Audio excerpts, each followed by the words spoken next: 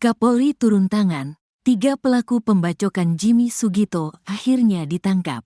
Tragedi berdarah yang menewaskan saksi Pilkada Sampang mendapat perhatian dari Kapolri Jenderal Listio Sigit Prabowo.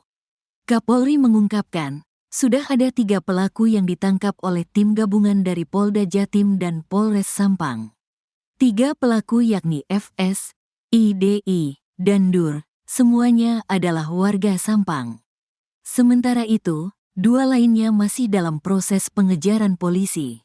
Dalam keterangan di Mapolda Jatim pada Selasa, 19/11, Sigit berharap agar seluruh jajaran Polda dan Polres untuk mempersiapkan pola pengamanan sesuai dengan dinamika situasi keamanan di masing-masing daerah. Sigit juga tak ingin peristiwa di Sampang berdampak ke daerah lainnya. Ia mengingatkan, para pasangan calon yang berkontestasi di pilkada tak ubahnya teman, sahabat, dan keluarga yang hidup berdampingan di tengah masyarakat. Adapun Kapolri bersama dengan Panglima TNI Jenderal Agus Subianto berkunjung ke Surabaya untuk mengecek secara langsung pengamanan jelang Pilkada 2024 di Jawa Timur. Sebagai informasi, pengeroyokan menggunakan senjata tajam ini menimpa saksi Jimmy Sugito Putra.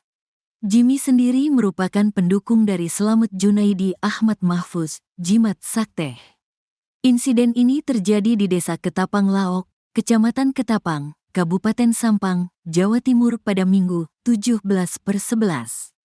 Peristiwa bermula saat pasangan Jimat Sakteh berkunjung ke daerah tersebut untuk bertemu seorang tokoh. Kemudian mereka mendapat pengadangan dari sekelompok orang. Korban kemudian berusaha menghadapi pelaku dengan maksud tak ingin melawan. Nahas, Jimmy justru tewas karena dikeroyok oleh para pelaku menggunakan senjata tajam. Sosok Jimmy Sugito Putra, korban carok di Sampang, Madura. Jimmy Sugito Putra korban tewas dalam peristiwa carok di Sampang, Madura meninggalkan duka bagi keluarga. Diketahui Jimmy Sugito Putra merupakan tulang punggung bagi adik-adiknya lantaran sudah jadi yatim piatu sejak kecil. Tak hanya itu, Jimmy Sugito Putra turut meninggalkan 2 anak masih kecil dan 1 orang istri. Hal tersebut membuat keluarga kecilnya tersebut kehilangan sosok tulang punggung keluarga. Jimmy Sugito Putra sendiri keseharian bekerja sebagai petugas PLN. Peristiwa pembacokan yang menewaskan Jimmy Sugito Putra diketahui dilakukan 5 orang dengan celurit Minggu, tanggal 17 November tahun 2024, di Desa Ketapang Laok, Kecamatan Ketapang, Kabupaten Sampang, Madura. Aksi pembacokan yang menewaskan Jimmy Sugito kental dengan unsur politik karena di pemilihan kepala daerah, Pilkada 2024 nanti, korban akan menjadi saksi. Jimmy Sugito menjadi saksi dari pasangan calon dan wakil Bupati Sampang nomor urut 2 yakni Slamet Junaidi Ahmad Mahfuz atau berjuluk Jimat Sakteh. Seorang pria dari perwakilan keluarga tampak duduk di sebelah adik Jimmy Sugito yang memakai kerudung abu-abu dan berbaju hitam. Kami daripada keluarga korban yang kejadian di Desa Ketapang Lapok telah menerima kenyataan ini sebagai satu bentuk musibah, ungkap pria perwakilan keluarga. Dan kami serahkan sepenuhnya urusan-urusan selanjutnya kepada aparat hukum terhadap semua yang melakukan tindak pidana yang direncanakan, lanjutnya. Kata pria tersebut, adik Jimmy Sugito itu seorang difabel bernama Nunung. Menurut keluarga, Jimmy Sugito dan adiknya, Nunung sudah yatim piatu sejak masih kecil. Bapak ibu sudah meninggal, sudah ditinggal, sejak masih kecil, kata pria di video. Selama ini, Jimmy Sugito adalah tulang punggung keluarga baik bagi adik maupun istri dan anak-anaknya. Jimmy sebagai tulang punggung keluarga, kata pria itu. Adik Jimmy Sugito yang begitu sedih kehilangan kakaknya cuma bisa menangis. Kemudian pria itu meminta bantuan agar Nunung bisa melihat jenazah kakaknya di Ketapang. Tolong ini diantarkan ke Ketapang, ini adiknya ingin tahu jenazah. Tolong dibantu, Pak, katanya.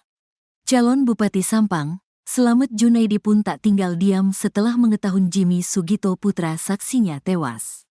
Sebagai bentuk kepedulian, Slamet Junaidi berkomitmen untuk mendukung penuh keluarga almarhum, terutama anak-anaknya. Menurutnya, Komitmen tersebut merupakan tanggung jawab moral bagi dirinya untuk memastikan keluarga almarhum tidak kehilangan harapan di masa depan. Di samping itu, kasus pembunuhan ini menjadi atensi bersama untuk memastikan keadilan ditegakkan dengan transparan dan tanpa diskriminasi.